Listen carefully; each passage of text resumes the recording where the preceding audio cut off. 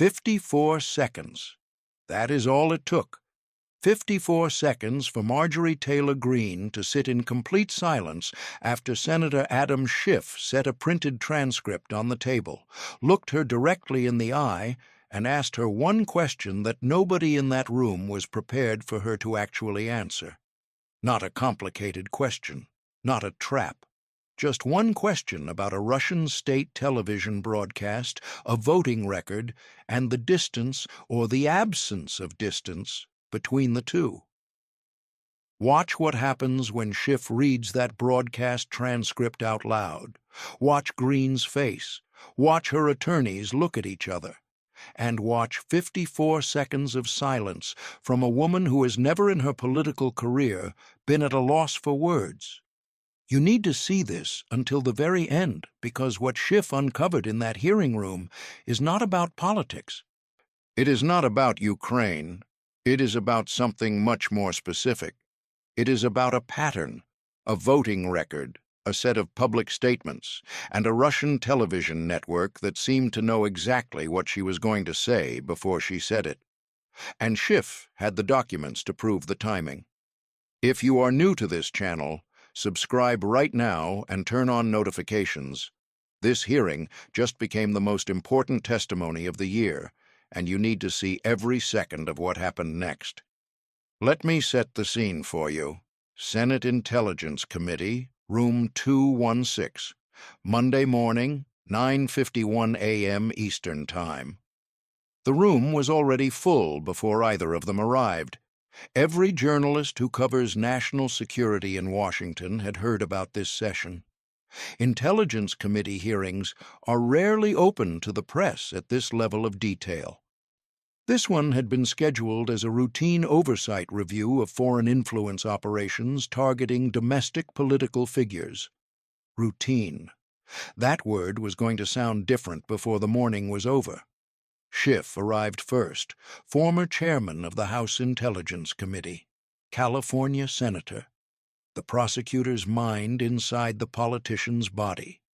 He sat down at his seat and he opened a folder, and he did not look up from it for 11 minutes. He was reading, preparing. The way someone prepares when they have already done the preparation, and they are doing it again anyway because the preparation is that important. Then Greene arrived, 4 attorneys, 2 aides, a media consultant who had flown in from Atlanta specifically for this session. That walk. The one that says, "I have been in hostile rooms my entire career, and I have never once left one in a worse position than when I entered it." She sat at the witness table and she looked around the room with the practiced ease of someone taking inventory. Cameras, journalists, committee members, attorneys. She had done this math before. She knew how to play the room. She looked in those first minutes completely comfortable. She had no reason to believe this morning would be different from any of the 50 others she had spent in rooms exactly like this one. She did not know what was in Schiff's folder. The first 35 minutes were standard procedure. Other committee members went through background questions. Foreign influence operations in general, methodology, patterns, and the kind of broad framing that gives a hearing its procedural foundation before it narrows to the thing everyone actually came to hear. Greene handled it the way she handles everything. Short, direct answers. A slight edge underneath the politeness. The sense that she is always, even in her most cooperative moments, choosing to cooperate rather than being required to. She checked her phone once. She spoke briefly to her lead attorney during a recess. She looked almost relaxed. She thought the worst questions were behind her. Then Adam Schiff took the microphone. Congresswoman Greene. The room shifted. Not the broad political charge of a partisan confrontation. Something more specific, quieter. The particular attention of a room full of people who have spent their careers in the intelligence and national security space and who understand instinctively what it means when the former chairman of the House Intelligence Committee leans into his microphone with a folder in front of him and a specific name in his first sentence. Greene looked up. I want to show you something before I ask my first question. Schiff reached into the folder without looking down. Clean, practiced motion. He pulled out the first document and placed it on the table facing the cameras. A printed transcript. 4 pages, Russian state television, Channel 1 Russia. Broadcast date April 19th, 2024. He did not hold it up. He let it sit there. He looked at Greene. He said, "I am going to read you one paragraph from this transcript." He found the line. He read it slowly. Quote, "She believes that Americans should help Putin win." Yes, you heard that right. To help him win in Ukraine.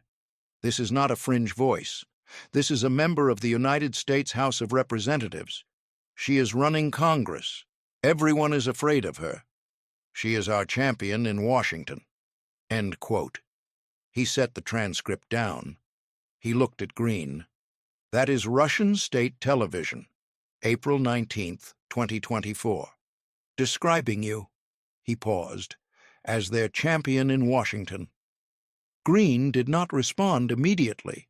Her lead attorney, the silver-haired man who had been writing steadily for the past 35 minutes, set his pen down. The motion was small, almost invisible. But Schiff noticed it. Several journalists noticed it. When an attorney with 30 years of experience sets his pen down during a congressional hearing, he is making a calculation, and the calculation he was making said this was going somewhere he had not fully prepared for. Schiff continued without waiting for a response. He pulled out the second document. This is your voting record on NATO and Ukraine-related legislation from January 2023 through April 2024. He held it up briefly, then set it flat on the table. He read from it without rushing. February 2023. Voted against the resolution affirming NATO commitments. July 2023. Filed amendment to eliminate $300 million in Ukraine funding from the National Defense Authorization Act. July 2023. Filed separate amendment proposing full U.S. withdrawal from NATO. September 2023. Voted against admitting Sweden to NATO. December 2023. Voted against admitting Finland to NATO. March 2024. Filed 6 separate amendments to block Ukraine security assistance. April 2024. Voted against the Ukraine Security Supplemental Appropriations Act, providing $60 billion in aid. He set the voting record down. 7 votes, 6 amendments, all of them moving in the same direction, all of them producing outcomes that benefited one country's strategic position and one country's strategic position only. He looked at Greene. Congresswoman, I spent 8 years as chairman of the House Intelligence Committee. I have read hundreds of classified assessments of foreign influence operations targeting American political figures.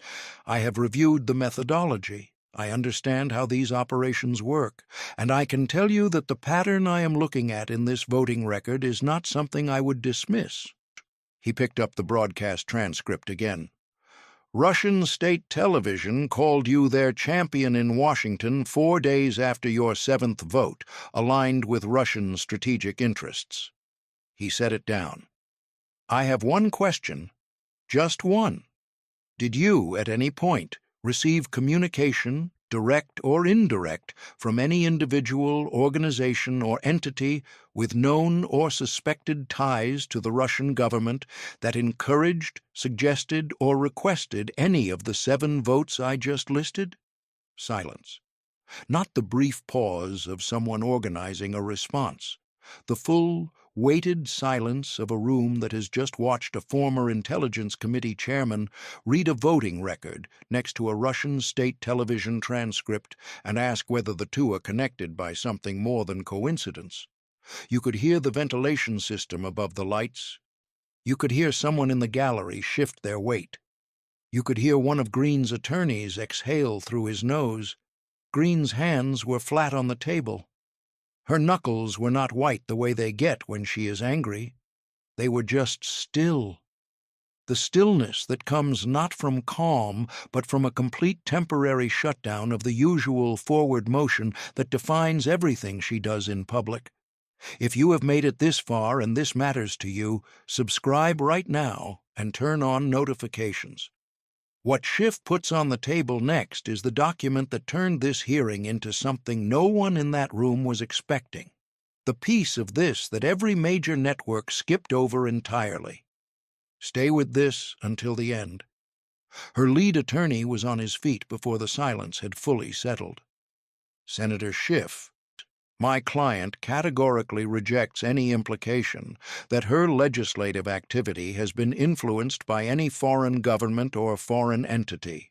Her voting record reflects her sincere America First policy convictions and her belief that American taxpayer resources should be directed toward American citizens rather than foreign governments. The suggestion that sit down, Counselor. Schiff's voice had not changed in volume or in tone, it had simply become more precise. The particular precision of someone who has been waiting for exactly this intervention and knows exactly what to do with it. Your client is under oath. She can answer for herself. The attorney sat down, slowly. The second attorney, a woman in her early 50s, had placed one hand on Greene's forearm, a steadying gesture. Greene looked at the hand, then at Schiff. Her voice, when it came, was controlled, flat. The voice of someone who has been trained to give nothing away under pressure and is working very hard at that training right now. Senator, I have never received any communication from any foreign government or foreign entity regarding my votes. My legislative positions are based entirely on my own policy analysis and my obligations to my constituents. I am an America First Congresswoman. My positions on NATO and Ukraine reflect my genuine belief that American interests come first, not the interests of any foreign power. Schiff nodded slowly. He wrote something on his notepad. He looked at it for a moment. Then he looked up. You said your positions reflect your genuine belief. He picked up the broadcast transcript. Russian state television appears to share that belief. He found the line. He read it again quietly. Our champion in Washington. He set the transcript down. He picked up the voting record. 7 votes, 6 amendments, all aligned with Russian strategic interests. He set the voting record down. He looked at Greene directly. What I am asking is not whether you received a phone call from Moscow. Foreign influence operations are not that direct. He leaned slightly forward. What I am asking is whether you ever received materials, talking points, messaging frameworks, policy arguments from any source that you later understood, or should have understood, to have originated with or been shaped by entities connected to the Russian government. Greene's second attorney was whispering urgently. Greene was listening. Her jaw moved slightly. Then she said, Senator, I receive policy materials and research from a wide range of sources. I cannot account for the ultimate origin of every piece of research or analysis that comes through my office. The room reacted.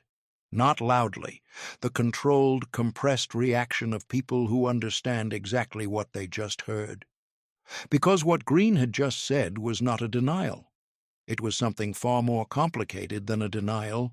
It was an acknowledgement that she could not trace where her talking points came from. And in an Intelligence Committee hearing, with a former Intelligence Committee chairman asking the question, that acknowledgement landed in the room like a document. Now I need to stop for 1 second. If you believe members of Congress should be able to trace the origin of the policy arguments they use to vote on matters of national security, hype this video right now. The hype button is right next to like. You can hype 3 times a day for free. We have 7 days to get this into the top 100 most hyped videos on YouTube. Every single hype counts. Do it now.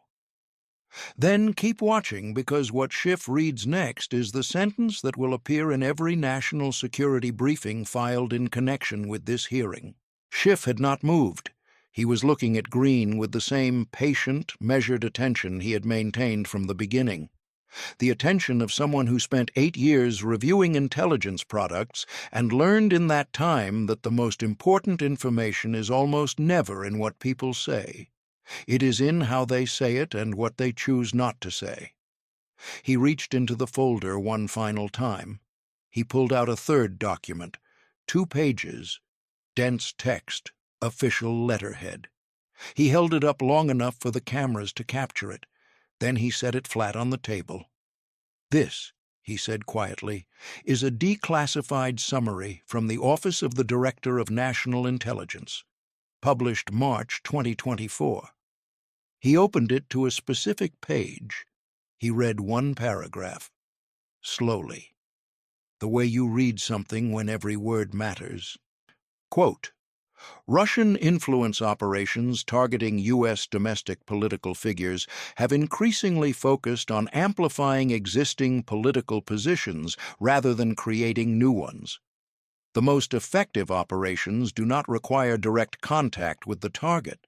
They involve the seeding of materials through intermediary networks, think tanks, media outlets, and advocacy organizations in a way that allows the target to arrive at pro-Russian positions organically without awareness of the original source." End quote. He set the document down. He looked at Greene. "You just told this committee that you cannot account for the ultimate origin of every piece of policy research that comes through your office." He picked up the ODNI summary. "This document describes exactly the mechanism by which foreign influence operations are designed to make that kind of accounting impossible." He set it down. He looked at her. "I am going to ask you one final question, and I am going to ask it directly." He paused.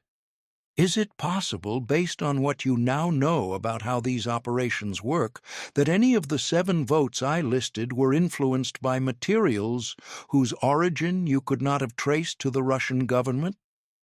54 seconds. A journalist in the front row kept time on her phone. She compared notes afterward with 2 colleagues. All 3 arrived at the same number. 54 seconds where Marjorie Taylor Greene, the woman who had called foreign policy critics weak, who had told colleagues they did not have the courage to stand for American interests, who had gone on national television and said she would never be intimidated by anyone in that room, said absolutely nothing. Her hands were flat. Her attorneys were both writing. The media consultant who had flown in from Atlanta had closed his notebook. The room was completely still. "Drop a comment right now. Tell me what 54 seconds of silence from the most vocal member of Congress means in a room like this one, because Schiff already knows, and he is about to say it." When Greene finally spoke, her voice was the quietest it had been at any point in the morning. "Senator, I cannot speak to the methodology of foreign influence operations. I am not an intelligence professional. I can only tell you that my votes were cast in good faith based on my own policy convictions. If any materials that came through my office had foreign origins that I was unaware of, I had no knowledge of that, and I cannot be held responsible for the origins of research materials I did not know were compromised." Schiff looked at her for a long moment. He did not say anything immediately. He let her answer sit in the room. He let the room hear it fully. Then he looked at the committee. Then he looked at the cameras. Then he looked back at Greene. "You just told this committee 2 things," he said it quietly, almost gently. "First, that you cannot account for the origin of policy materials that came through your office. Second, that if those materials had foreign origins you were unaware of, you cannot be held responsible." He picked up the ODNI summary one final time. He read the last line of the paragraph he had read earlier. "The most effective operations do not require direct contact with the target. They allow the target to arrive at pro-Russian positions organically, without awareness of the original source. He set it down.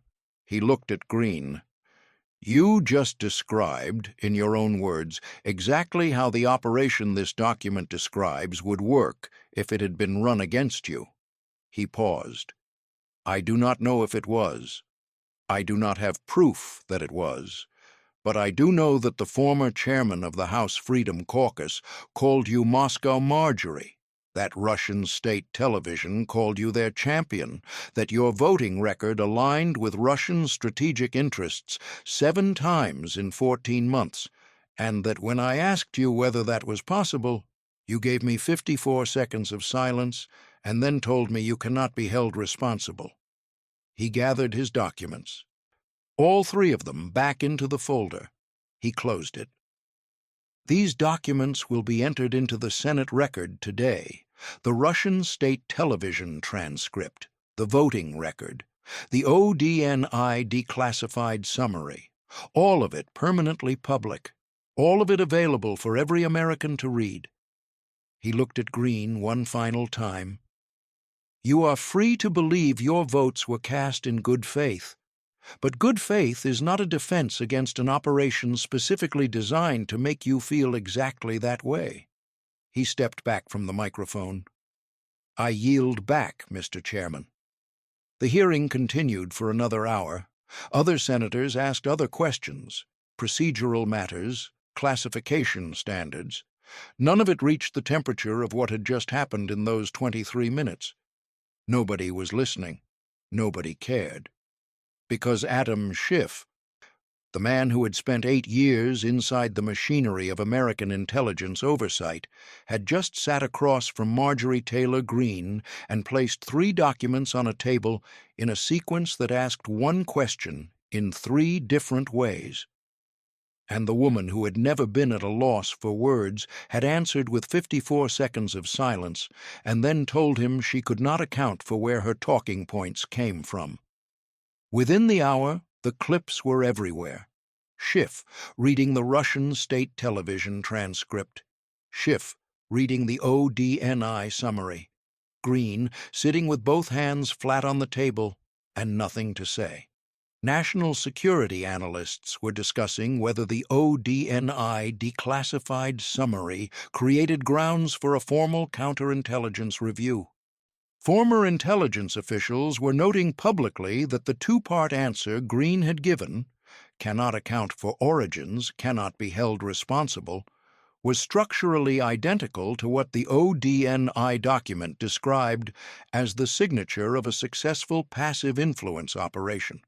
And somewhere in however many offices and networks had spent the past 14 months shaping the talking points of the most vocal NATO critic in the United States Congress, someone was having a very serious conversation about what happens next. This is not a conspiracy theory. This is a voting record, a Russian state broadcast transcript, and a declassified ODNI assessment. All of it entered into the public record. All of it pointing to the same 14-month window, all of it raising the same question, not whether she made the calls, whether the calls were made for her without her knowing, and whether not knowing is a defense when the consequences are measured in the security of 32 NATO allies and the survival of a country fighting for its freedom. Share this video everywhere. The Senate record now contains all 3 documents. The ODNI summary is declassified and publicly available. The voting record is public. The Russian state television transcript is in the public record. The American people have a right to read all of it side by side and draw their own conclusions. The pressure cannot stop. The question Schiff asked deserves a real answer, not 54 seconds of silence. A real answer. Subscribe now. Hit the bell. And if you missed Ted Lieu connecting Greene's stock trades to a classified Homeland Security briefing, and Jasmine Crockett tracing the Capitol Reach email back to 14 days before Greene's first Epstein vote, watch those videos on screen right now. 3 hearings, 3 sets of documents, 3 silences, the same pattern from 3 different directions, closing in on the same set of questions. The truth does not arrive all at once. It arrives 1 document at a time until there is nowhere left to go. 54 seconds, 3 documents, 1 question, and Marjorie Taylor Greene telling the Senate Intelligence Committee she cannot account for where her talking points came from.